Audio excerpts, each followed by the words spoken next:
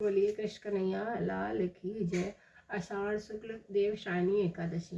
भगवान वंशी बोले, हे धर्मात्मा में श्रेष्ठ युधिष्ठिर, आषाढ़ मास के शुक्ल पक्ष की एकादशी का नाम देवशायनी है। ब्रह्मा जी ने नारद से कहा था, आज के दिन भगवान विष्णु को शयन कराया जाता है। कार्तिक शुक्ल एकादशी को जागते हैं। चतुर्मास का व्रत इस एकादशी से प्रारंभ होता है।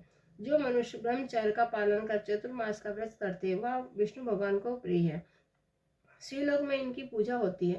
सर्व देवता उसे नमस्कार करते हैं। चनादि कठिन व्रत भी यही चतुर्मास के व्रती को समाप्ति के समय करना चाहिए। ब्राह्मण को भोजन दक्षिणा से प्रसन्न करें। गवों को दान कर सके तो उत्तम है। यही तो गर्म वस्त्र का दान अवश्य करें। और तिल के साथ मिलाकर जो स्वर्ण दान करते हैं वो भोग मोक्ष दोनों प्राप्त होते हैं। गरीबों के लिए गोपी चंदन के दान से भगवान प्रसन्न होते हैं। हल्दी के दान से गौरी शंकर जी को प्रसन्न किया जाता है।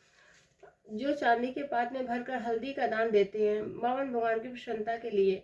ब्राह्मणों को दही भात का भोजन कर लगाना चाहिए। चतुर्मास में जो एक बार भोजन करते हैं वह स्वर्ग को जाते हैं। इस व्रत में गौ जौ तथा चावल इत्यादि अभ्यातों को खिलाते हैं वह स्वर्ग को जाते हैं। जब एकादशी की महत्व की एक पौराणिक कथा कहता हूँ। सूर्यवंश में मानदाता राजा प्रसिद्ध सत्यवादी अयोध्यापुर में राज करते थे। एक समय उसके राज में अकाल पड़ गया। प्रजा दुखी और भूख से मरने लगी। हवन आदि शुभ कर्म बंद हो गए। राजा को कष्ट हुआ। इसी चिंता में वन को चल पड़ा।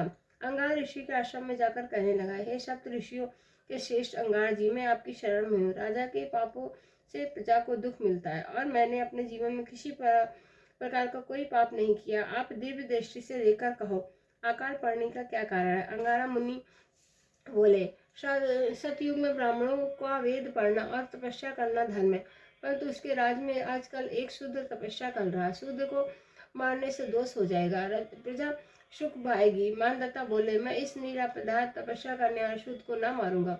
आप इस कष्ट से छूटने का कोई दूसरा सुगम उपाय बताइए। राजा ऋषि बोले, सुगम उपाय कहता हूँ। भोग अथा मोक्ष देने वाली देवशानी एकादशी है। इसका विधि पूरा व्रत करो। इसके प्रभाव से चतुर्मास तक वर्षा होती रहेगी। इस एकादशी का व्रत सिद्धियों को देने वाला, उपद्रव को शांत करने वाला। मुनि की शिक्षा से मानदाता ने प्रजा सहित पद का व्रत किया और कष्ट से छूट गए। इसका महत्व पढ़ने या सुनने से अकाल मृत्यु का भय दूर हो जाता है। आज के दिन तुलसी का बीज पृथ्वी पर या गमले में बोए जाने पर महान पुण्य होता है। तुलसी की हवन से भी यमदूत भय हो जाते हैं। जिनका कष्ट तुलसी माला से शोभित होता है उनका धन्य जीवन समझना चाहिए। इस दिन दाग का श्रृंगार लेना चाहिए। बोले कृष्ण कन्हैया लाल की जय।